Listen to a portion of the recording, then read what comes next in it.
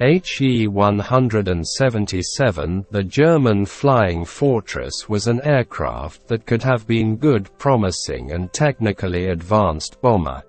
But because of overly sophisticated solutions, and numerous unreliabilities, it was an aircraft with a terrible reputation.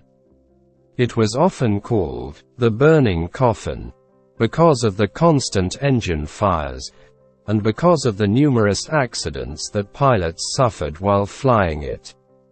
Despite this, it was the only Luftwaffe heavy bomber to be produced in significant quantities.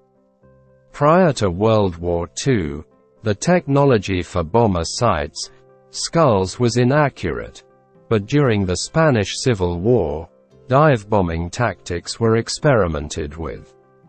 With Junkers Ju-87 Stuka, which dived on the target, to drop bombs at a shorter distance, significantly increasing the accuracy of the drop, allowing targeted attacks on small targets.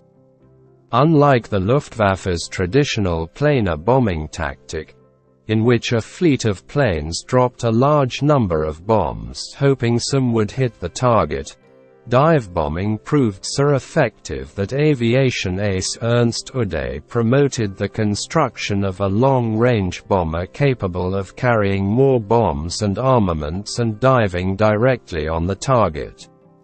The first prototype of the He-177 was completed in November 1937, and the first problems immediately arose. It was too heavy and oversized as a bomber to make a dive without breaking up and crashing to the ground.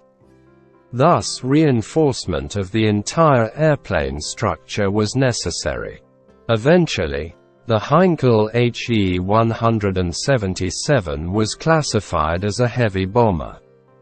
Its promised performance was better than any other bomber in the world, carrying 2 tons of bombs to targets 2,400 kilometers inside enemy territory at 362 kilometers per hour. It would have enabled the Luftwaffe to reach Allied convoys in the Atlantic and Soviet installations beyond the Ural Mountains once war broke out. The engines of the He-177 were 2 Daimler-Benz DB606s, each consisting of 2 Daimler-Benz DB601 engines joined in an M configuration. This arrangement caused heaviness, complexity, and reliability problems, including principles of fire due to the central exhaust system that overheated and ignited any oil or grease that seeped from the engines. Because of its large load capacity, large fuel tanks, and the added weight required for dives, the bomber consumed fuel very quickly. Another obvious problem was its size, which made it an easy target from the ground. It was not pleasant to fly, plus it had a tendency to veer sharply sideways on takeoff. During an attack on London with 13 bombers, 8 of them returned due to engine overheating. The others reached the city, managing to accurately release their loads, avoiding enemy fire, diving toward the target, and then ascending to a safe altitude. Amazingly, all the bombers who completed the mission returned unscathed, demonstrating the effectiveness of this little-used technique despite the aircraft's flaws.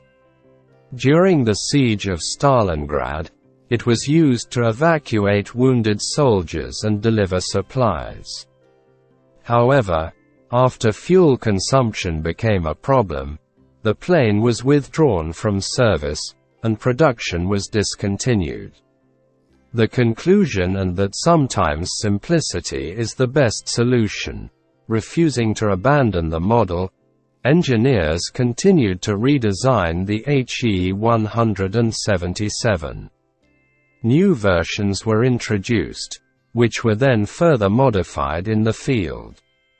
but none of the changes succeeded in correcting its defects. Some historians say that all the efforts spent in repairing the plane contributed to the defeat of the Nazis.